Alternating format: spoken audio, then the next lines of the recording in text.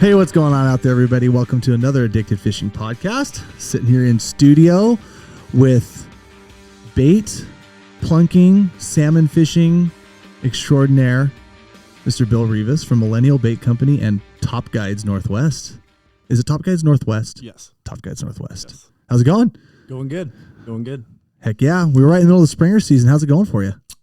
0 fish so far. Perfect. Yep. I've gone a couple shakedown trips with some buddies, and I finally got to run my boat today. And nothing for us, but a buddy got one, so happy for him, and that's how it goes. That's kind of been the story right now. That has definitely lots of smelt in the lower river. Marked a ton of smelt. Conditions are tough this year. So Is it time to just drag prawn spinners and coonie spinners and not care about anything? I'm not gonna lie, I definitely rigged one up to throw in the arsenal for something different, just because there's so many smelt in the river. Dang. I remember a few years ago when they were dying off, that was kind of the ticket.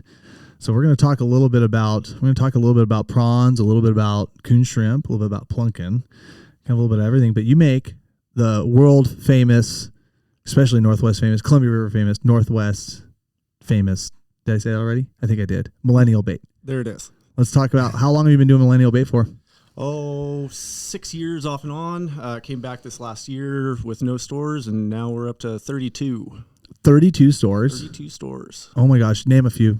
Just to give people an idea, because before you do, like, I want to let everyone know, like, Bill's bait is no slouch. Like, when I run bait, it's Millennial coon shrimp, it's Millennial prawns, no question. I'll just say it, some of those gorge tributaries last year, I mean, myself and Blair and Ryan and Brandon and everybody made hay with your bait last year. It was good quality bait, good durable bait, and you have the right sense and you have the right concoction in there to make them bite, for sure. Definitely. It's taken a process to figure out what I wanted to do and how to do it, but I think everything's dialed in now, and I think people are starting to see that. All right, if you got 32 stores, name a few of them real quick. Fisherman's Marine, Sport Co. A couple small ones. Yeah. And then a whole bunch of minute marks next to boat launches, pretty much. I've even seen the Chevron on Industrial Way in Longview. I always like pull up and they have that big Millennial bait sign there. They actually just got a brand new fridge today. Yeah. Oh, wow. Oh, yeah. Dropping that off on the way to doing some fishing. I actually did that. I went to Home Depot right after fishing, and then I went and got that, traded out the fridges, and oh, yeah. Oh, damn. Yep. So you're sweating. I'm trying. What are you selling right now? So you got coon shrimp, of course. Coon shrimp, and then we're doing tails for tipping jigs, wrapping plugs, stuff like that. Also stretchy string those on. And then, the prawns. Egg cures, Got prawn the egg cures. Prawn cures. Also got a little something of some bait sauce coming out. So something for people to look at. Bait sauce.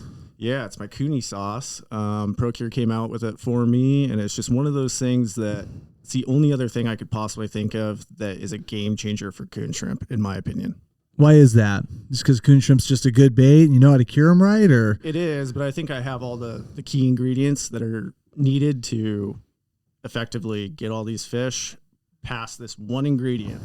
So that's what I put into this sauce with other ingredients that are already into my jar.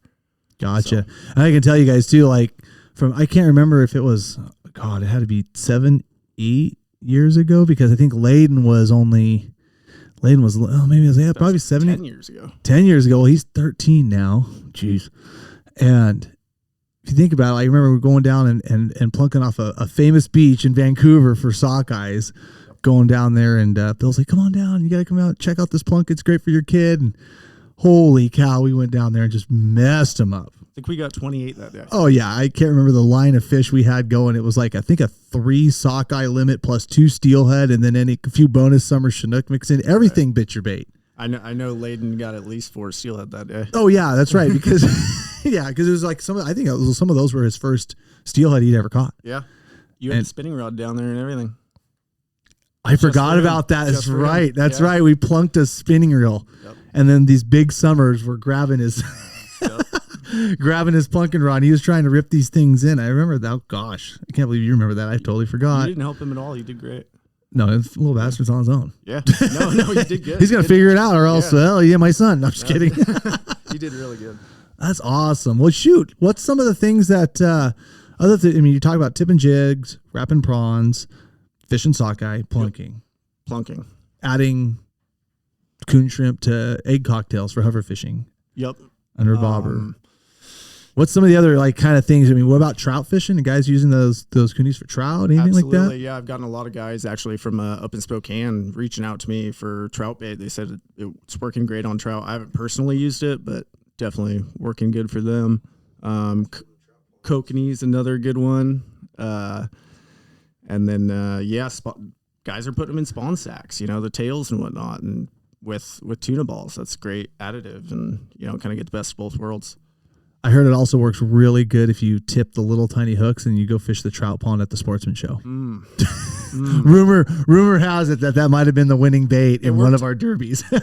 It worked great until I came out and tried to do it with everybody else there, and then it didn't work at all. And then the fish said, nope. I think Marlon said, I'm pretty disappointed right now. No kidding. Well, I can tell you what, like last year, we've got our own, been fishing a long time, guiding a long time, doing the coon shrimp thing, not as long as some of those things. I mean, really like the coon shrimp craze. I wouldn't call it craze. It's probably been just in the last 12 to 15 years. Like it was prawns. People are just realizing how versatile they are. Right. They're just so good for so many different fisheries. And I mean, from steelhead to sockeye to chinook, I mean, chum, coho, even like it's Lake coho will mop them up. Same with the late, like even fall chinook in the Columbia. Yep. I was using them for coho all year, tipping my spinners. So that's right. Down in the big water stuff. Yep. So a guy goes out and buys a thing of your coon shrimp. Like it's going to go out. Let's just talk some spring chinook, plunking on the Columbia. Is there any like tips, tricks? I mean, you make a very good durable bait, but how should people be like storing this bait, treating it, hooking it up? Is there anything you want to kind of add to the listeners out there to give them some ideas? As for storing it, when you go and buy your jar from the store, you're good for a little while until you get home, but definitely get it in the refrigerator as soon as possible. Always keep it on ice, that way it stays cold and they don't get warm and then soft essentially. So, past that, yeah. I mean, it's not like the bait's gonna spoil, but at the end of the day, like, we always talk a lot about it, on our live feeds and podcasts, like just making sure that you do everything just kind of like perfect, like when you can. And so like not having the coon shrimp just bake in the sun and, it's not going to do it any good, like for sure. And I mean, and I'm sure someone's out there going like, well, I could let my coon shrimp bake. My cure could bake in the sun. Like, cool. But like, it's kind of like with a couple of herring. Would you do that if you really like could avoid it? Like, well, just avoid it and make sure that the bait's, the best it can be. Yes. Always. Yes, definitely try to keep it cold. That's the biggest thing. With that said, though, I also ship my bait warm. So if you order from my website, millennialbaitco.com, you can order my products online and I can ship it to your house. Once you receive them, there's instructions on handling and everything. Get your bait into the fridge as soon as possible. You understand it's been shipped warm. It's part of our curing process. Everything's fine. Yeah, because I've been in your garage and I've seen like once you do your concoction, you got them sitting out. The same kind of thing like with curing eggs too. And Jason Hambley and the guys from ProCure that help make your stuff. Sit there and go. Sometimes it's not best to necessarily cure something in a very just a few degrees above frozen environment. You want whatever that thing that you're curing is to expand a little bit and be able to like take the cure and absorb the cure to make sure it gets cured all the way through. Exactly. And I mean, and that's one thing about your bait is like the coloration in your process, with the dyes and everything, the color lasts a long time and it's always cured all the way through. And that's really important. But right. I think the difference between someone letting a jar of coon shrimp, sit either idly in their garage or in the back of their boat with the sun beating down on it in the middle of June, summer chinook fishing versus like throwing it in a cardboard box and shipping it in a pretty controlled environment. Yes. Two different things. Absolutely. And I got those buddies that leave their jar of shrimp into the boat, for a week at a time and they still go out there and mop them up. I ain't gonna lie. I guarantee you I've done that a couple times too. Very much strongly recommend the refrigerator. Yeah. So. Well, I can tell you what, like, I don't want to make this like necessarily like a millennial bait infomercial, but I know a few guys, like even some of the areas that we were fishing last year that were kind of struggling and having a tough go. And we were telling them, oh yeah, you gotta get some of Bill's bait. You got to get some of Bill's bait.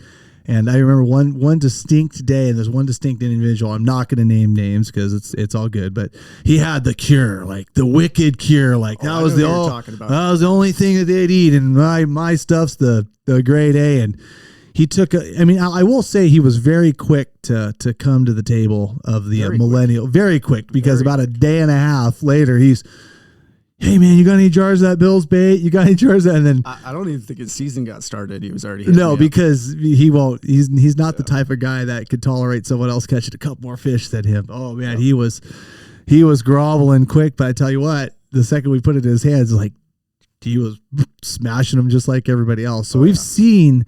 I've been witness to, especially last spring, man. I've been witness to those coon shrimp doing some freaking damage out there. And if there's any way that you guys out there have the opportunity to fish some of the Millennial bait coon shrimp, be sure to pick up a jar. You got any specials? Anything new coming out? Anything? Just the Cooney sauce coming out. Working on a few small things, but just keep watching the page. Follow us, and you'll see some of those cool things as they come out. Yeah, Millennial Bait on Facebook. Yep, social media. Media. Yeah, all the social media. All the young guys are doing it. Right. Yeah. And then, if you want to check out more of the products, millennialbaitco.com. Perfect. Thanks for coming in, Bill. Hopefully, we'll be talking a little bit better springers here very shortly. Oh, I think so. Awesome, man. Thanks for coming in. Thank you.